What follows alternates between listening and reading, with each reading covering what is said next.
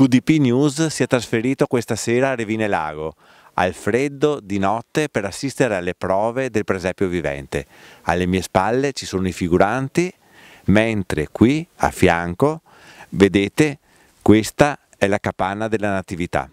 Beh, da qualche anno, da quando abbiamo costituito il Comitato Sacre Rappresentazioni, comitato nato dall'esigenza per i sempre continui cambiamenti di parroci negli ultimi anni, per i primi anni c'era un'altra persona e dopo ho sempre curato io praticamente. Prima curavo solo l'audio per il mio mestiere, per le mie capacità professionali. E dopo sono passato anche alla regia. Beh, era bello quando facevamo i pastorelli, era bello perché eravamo giovani, perché erano altri tempi, c'erano i personaggi storici di Revine, i personaggi che avevano fatto un po' la storia di questa sacra rappresentazione. La più recitata sono i tre profeti hanno un paio di pagine di copione da imparare a memoria. Facciamo prove per 2 mesi, cominciamo 2 mesi prima a fare prove verso gli inizi di novembre per arrivare alle date a ridosso della rappresentazione con 2 appuntamenti di prove alla settimana, quindi un bel impegno. Beh, le date delle rappresentazioni saranno il 26 dicembre e il 30 dicembre con la Natività, mentre il 6 e 7 gennaio l'adorazione dei Magi. Sono 2 rappresentazioni diverse.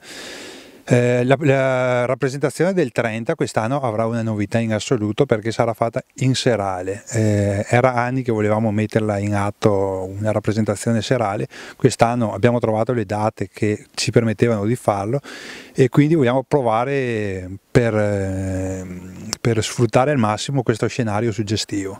Merita sicuramente, secondo me, venirlo a vedere perché sarà molto, molto particolare.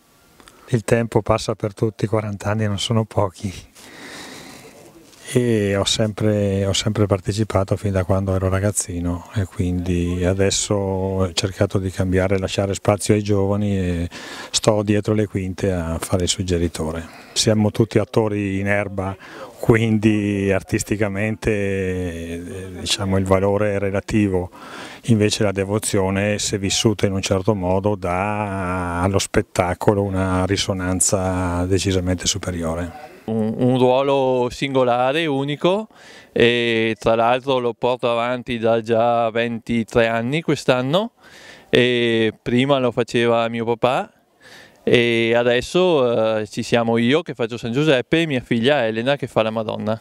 Sinceramente ci dividiamo i ruoli in base alle necessità e quindi ho dovuto un po' fare questo ruolo perché non era vacante in quel periodo e poi mi è rimasto.